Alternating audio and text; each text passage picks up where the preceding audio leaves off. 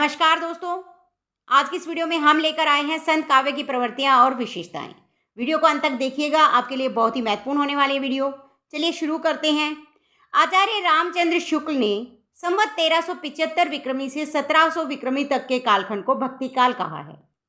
भक्ति काल की समय सीमा कई बार पूछ ली जाती है। आपको याद होना चाहिए कि संवत में 1375 विक्रमी से 1700 विक्रमी तक का जो समय है वो भक्ति काल का है। शुक्ल जी के अनुसार इस कालखंड में भक्ति भावना की प्रधानता थी, इसलिए प्रवृत्ति की दृष्टि से यह नामकरण उचित है। भक्ति काल को निर्गुण और सगुण दो मुख्य धाराओं में बांटा जाता है। निर्गुण काव्य धारा वह है जिसमें ईश्वर को निर्गुण, निराकार, अगम, अगोचर, अवर्णनीय माना गया है। सगुण काव्य धारा में ये ईश्वर को अवतारवादी मानते हैं, उनका रूप, आकार सब कुछ है। और जो निर्गुण काव्य धारा है उसे भी दो उपशाखाओं में बांटा गया है, एक संत काव्य धारा और दूसरी सूफी काव्य धारा। सगुण काव्य धारा को भी दो भागों में बांटा गया है, राम काव्य धारा और कृष्ण काव्य धारा।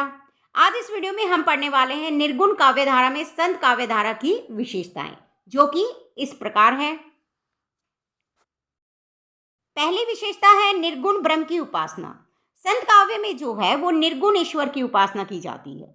ये ईश्वर को निर्गुण, निराकार, अगम, अगोचर मानते हैं। इनका मानना है कि जो ईश्वर है, ब्रह्म है, उसका जन्म नहीं होता, वे अवतार नहीं लेते और न ही मूर्ति पूजा में ये विश्वास करते हैं। संत काव्य को निर्गुण काव्य भी कहा जाता है क्योंकि उसमें निर्गुण ब्रह्म की उपासना की गई है। संतों का निर्गुण ब्रह्म अगम, अगोचर, अवर्णनीय, निर्गुण होने पर भी शून्य रूप निर्गुण नहीं है। संतों ने उसे संसार के कण कण में व्याप्त और पुष्प की सुगंध से भी पतला कहा है। संतों का मानना है कि वे संसार के कण कण में मौजूद हैं और पुष्प की सुगंध से भी पतले हैं, महक से भी पतले हैं। उनके ब्रह्म एक, अनादि, अनंत, निर्गुण, सगुण से परे हैं। निर्गुण ब्रह्म के द्वारा संत लोकोत्तर आनंद प्राप्त करना चाहते हैं। इसीलिए कबीर कहते हैं, जस कहिए तस होत नहीं, जस है तैसा सोई, कहत सुनत सुख उपजे, अस परमारथ होई। संत काव्य की दूसरी और महत्वपूर्ण विशेषता है गुरु की महत्ता। जो संत कवि हैं वे गुरु को सबसे अधिक महत्व देते हैं। उनका मानना है गुरु का जो स्थान है वह ब्रह्म से भी ऊपर है। क्यों? क्योंकि गुरु जो है वो हमारा मार्गदर्शन करते हैं।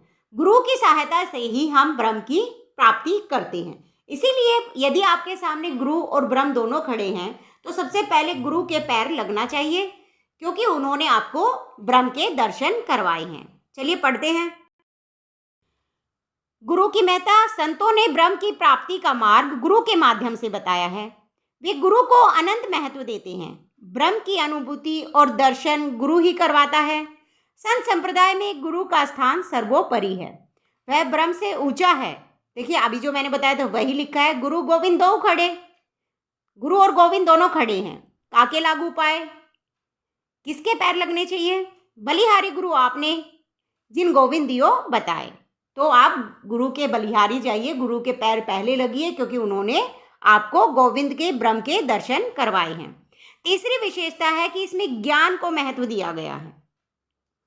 संत काव्य में ज्ञान की महत्ता को प्रतिपादित किया गया है। यह ज्ञान चित्त की निर्मलता और हृदय की पवित्रता से प्राप्त किया जा सकता है। ज्ञान दशा में ही ब्रह्म का साक्षात्कार होता है। ज्ञान की अग्नि जब माया के जल में लगती है तो विषय वासना का कीचड़ नष्ट हो जाता है। ये कह रहे हैं कि जब ज्ञान की अग्नि माया के जल में लगेगी तो विषय वासना का जो कीचड़ होता है, जो गंदगी होती है, वो नष्ट हो जाती है। अग्नि जू लागी नीर में, बंधु जलिया झारी, उत्तर दक्षिण के पंडिता रहे विचारी विचारी। चौथी विशेषता है रहस्यवादी भावना। संत साधना में रहस्यवाद का प्रमुख स्थान है। रहस्यवादी भावना जहां संतों के आध्यात्मिक चिंतन में सहायक हुई है, वहीं उनके भाव पक्ष को सुंदर बनाती है।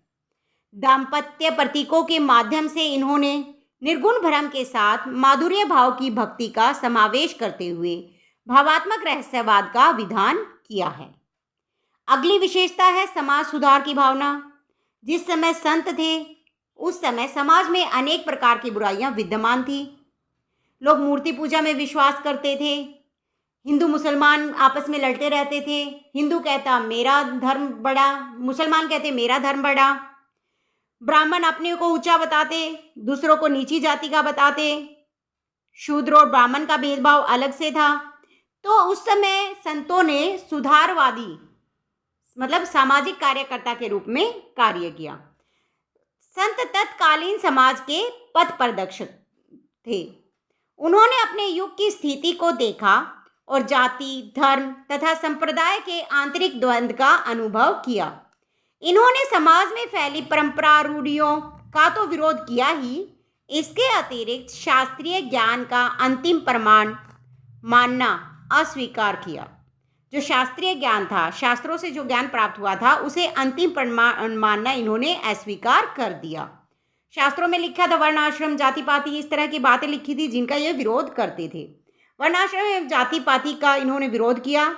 ब्राह्मण और शूद्र के भेद को दूर करते हुए कहा, गर्भवास मही कुलु नहीं जाती, ब्रह्म बिंदु ते सबु उत्पाती। अगली विशेषता, इन्होंने बाह्य आडंबरों का विरोध किया। आडंबरों बीच में रहेगा।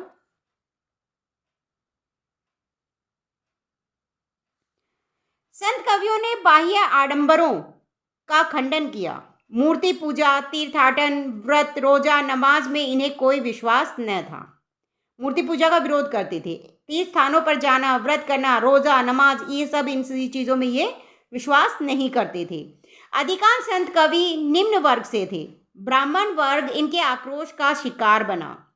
मूर्ति पूजा का विरोध करते हुए कबीर कहते हैं, पाहन पूजे हरे मिले तो मैं पूजू पहाड़, घर की चाकी कोई न पूजे पीस खाए संसार। ये कहते हैं कि पत्थर पूजने से यदि भगवान मिलते हैं तो मैं पहाड़ को पूज लूँ। घर की चाकी मतलब जिससे आप आटा पीसते हैं, गेहूँ पीसते हैं, उसे कोई नहीं पूजता, जबकि उसका पिसा हुआ पूरा संसार खाता है। संतों का बाह्य आडंबरों का खंडन बहुत ही तर्क सम्मत था। मतलब ये जो बाह्य आडंबरों का विरोध करते थे वे तर्क देकर करते थे। वे कहते थे वन में वास करने का कोई लाभ नहीं, जब तक मन में जो विकार हैं वे जब तक दूर ना होंगे। जो घर में वन बना लेते हैं वे ही महान हैं, और जटा भस्म लगाने और गुफा में वास करने से कोई लाभ नहीं होता। ये कहते हैं कि जब तक आपके मन में पाप भरा है, गलत कामों की तरफ आपका ध्यान आकर्षित होता है, तब तक ऊपरी दिखावा करने से कोई फायदा नहीं है। पहले आपको अपने मन को बदलना होगा। इन्होंने शास्त्रों का विरोध किया। संत काव्य में शास्त्र का विरोध कर स्वानुभूति पर बल दिया है। ये कहते हैं कि शास्त्रों में जो लिखा है उसकी बजाय तुमने जो स्वयं अनुभव किया उसको महत्व दो। उनकी उक्ति में खरापन है और निडरता है। कबीरदास जी कहते हैं, तू कहता कागज की लेखी, मैं कहता आखिन की देखी, मैं कहता सुरजावन हारी, तू कहता उर्झोई रे। मतलब कह रहे हैं कि तू क्या कह रहा है जो कागज पर लिखा हुआ है, लेकिन मैं वो कह रहा हूँ जो मैंने अपनी आंखों से देखा है। तू वह कह रहा है कि उलझे रहो, एक दूसरे से लड़ते झगड़ते रहो, इस तरह की बातें कर रहे हो, जबकि मैं जो झगड़ा है, जो परेशानियां हैं, उनको सुलझाने की बात कर रहा हूँ। अगली विशेषता है कि इसमें अद्वैतवादी दर्शन है। संत काव्य में अद्वैतवादी दर्शन को स्थान मिला है। नारी विषयक दृष्टिकोण इनका, संत कवियों का नारी विषयक दृष्टिकोण जो है वो अतिवादी और असंतुलित है। मतलब नारी के विषय में उनका जो दृष्टिकोण है, उनकी जो सोच है वो ज़्यादा अच्छी नहीं है, बेकार है। वे नारी को नरक का द्वार और माया का प्रतिरूप मानते हैं। उनका मानना है कि नारी क्या है, नरक का द्वार है, माया है। नारी को विष की बेल तक वे कह गए हैं। अगली विशेषता है अपरिष्कृत भाषा। संत कवि बोलचाल की भाषा का प्रयोग करके अपने काव्य लिखते थे, क्योंकि ये पढ़े लिखे तो थे नहीं, शास्त्रों का पढ़ाओ इन्होंने किया नहीं था। तो ये कह रहे हैं कि देशाटन के कारण, देशाटन मतलब एक जगह से दूसरी जगह इनका आना जाना था, तो इसी कारण इनकी भाषाओं में अनेक भाषाओं एवं बोलियों का मिश्रण दिखाई पड़ता है। इस मिली जुली जो भाषा है उसे पंचमेल खिचड़ी या सदुकड़ी भाषा कहा गया है। निष्कर्ष रूप से हम कह सकते हैं कि संत कवियों ने निर्गुण ब्रह्म की उपासना, गुरु की महत्ता, ज्ञान की महत्ता, रहस्यवादी भावना, सामाजिक सुधार की भावना को अपने काव्य में विशेष स्थान दिया है।